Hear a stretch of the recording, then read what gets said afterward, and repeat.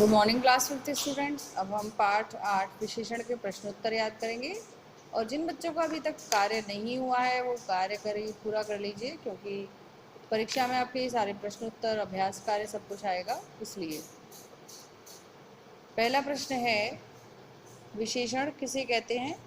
उदाहरण सहित विशेषण के भेद लिखिए। जो शब्द संज्ञा अथवा सर्वनाम की विशेषता बताते हैं वे विशेषण कहलाते हैं। विशेषण के 4 भेद होते हैं: गुणवाचक, संख्यावाचक, परिमाणवाचक, संकेतवाचक। गुणवाचक विशेषण: जो शब्द संज्ञा अथवा सर्वनाम के गुण, रंग, रूप, अवस्था, आकार आदि का बोध कराते हैं वे गुणवाचक विशेषण कहलाते हैं। जैसे कुतुब मीनार ऊंची है। संख्यावाचक विशेषण: जो शब्द संज्ञा अथवा सर्वनाम की संख्या का बोध कराते हैं वे संख्यावाचक विशेषण कहलाते हैं। जैसे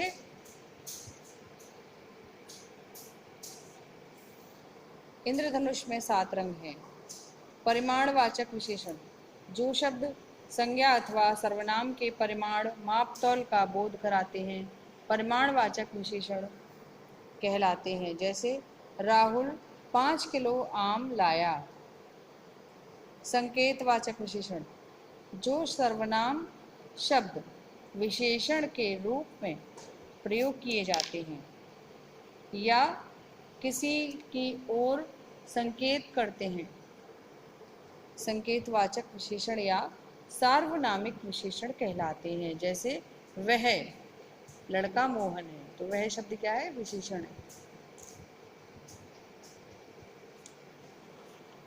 दूसरा प्रश्न है, परिमाणवाचक और संख्यावाचक विशेषण में क्या अंतर है? जो शब्द संज्ञा अथवा सर्वनाम के परिमाण, मापतौल के बारे में बताते हैं, जैसे 2 किलो चीनी, परिमाणवाचक विशेषण है। जो शब्द संज्ञा अथवा सर्वनाम की संख्या के बारे में बताते हैं वह संख्यावाचक विशेषण कहलाते हैं। जैसे मेघा पर 5 किताब, ये जो है आपका गलत प्रिंट हो रहा है, मेज आएगा यहाँ पर। मेज पर 5 किताबें रखी हैं।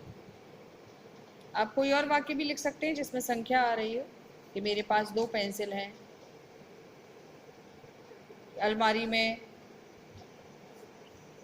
5 इरेजर या रबड़ रखी हुई हैं, अलमारी में 5 किताबें रखी हैं। ऐसे भी लिख सकते हो आप, ये ज़रूरी नहीं है आप यही वाक्य लिखो। संकेतवाचक विशेषण किसे कहते हैं? उदाहरण देकर समझाओ। जो सर्वनाम शब्द विशेषण के रूप में प्रयोग किए जाते हैं या किसी की ओर संकेत करते हैं संकेतवाचक विशेषण या सार्वनामिक विशेषण कहलाते हैं।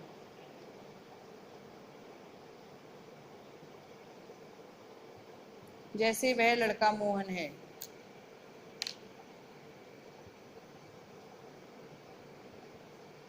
प्रश्नोत्तर याद करिए और इनको लिखकर देखिए।